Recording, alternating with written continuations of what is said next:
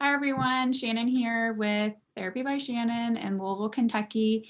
Thanks for joining us for our Ask Anything series. We have a good question today and Lacey Ryan is with us to answer it. She is a marriage and family therapist and a registered play therapist who founded Creative Family Counseling here in Kentucky. It's a group private practice that specializes in working with children's, teens, and families.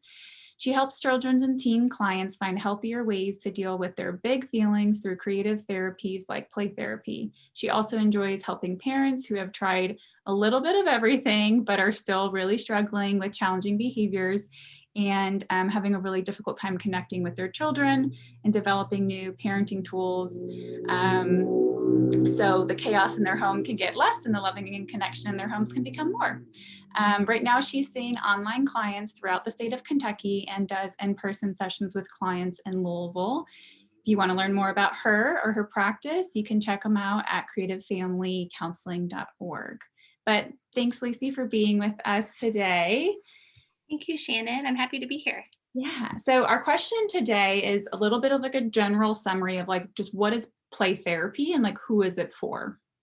Yeah, I'd be happy to answer that. Play therapy is a developmentally informed way to do therapy with people. And I say people because it's primarily used with kids, but you can use play interventions for people of all ages.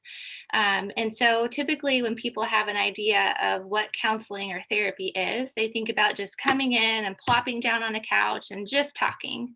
And that is hugely beneficial for a large amount of people. Mhm. But when you come in and just plop on a couch and talk, you're only really using like half of your brain. Yep. And so that's the verbal side, the verbal processing side. And you can kind of, with talk therapy, get into some of the more experiential memories and emotions.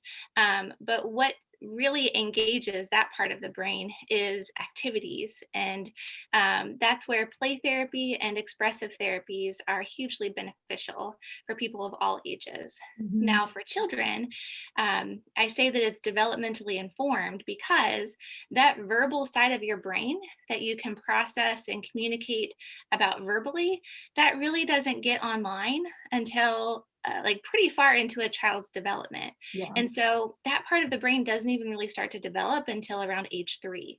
So before age 3, if you try to ask a toddler, why did you do that? Or why are you so upset? Or why are you having such big feelings? And why did you act this way? They're going to say, I don't know, if they respond at all. And Mhm. it literally is because they do not know. This part of their brain, the verbal reasoning part of their brain, it's not online yet. And so between the ages 3 and 8, that development really takes off.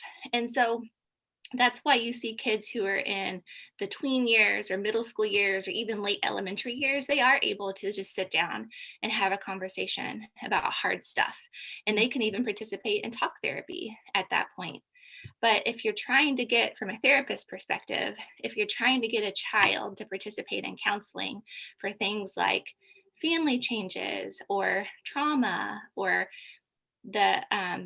just the anxiety of what the world is right now during a pandemic, um, big feelings like anger problems, fearfulness, panic, anxiety, or just really intense sadness and isolation and withdrawal. um, the way that you work with a child is through expressive therapies. And so we're engaging the part of their brain that they naturally communicate with. And so that's why it's more developmentally informed. Yeah.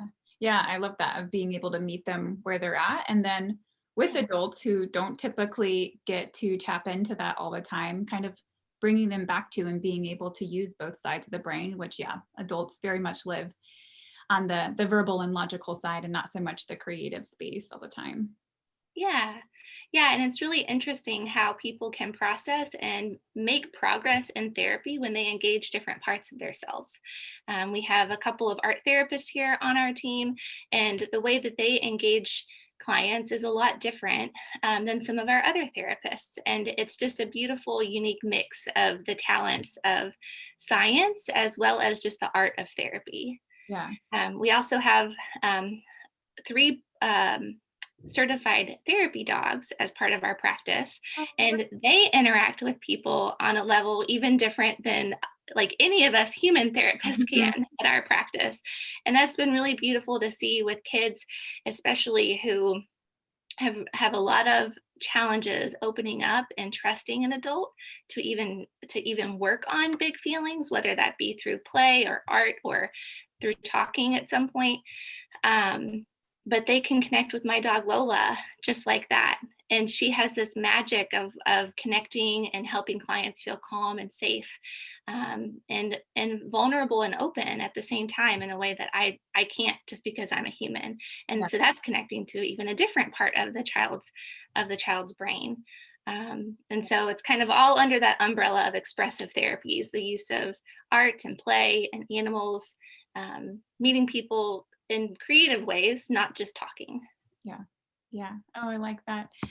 Thank you so much for giving us all that information. Guys, remember, if you want to get in touch with Lacey or learn more about her and her practice, you can go to creativefamilycounseling.org.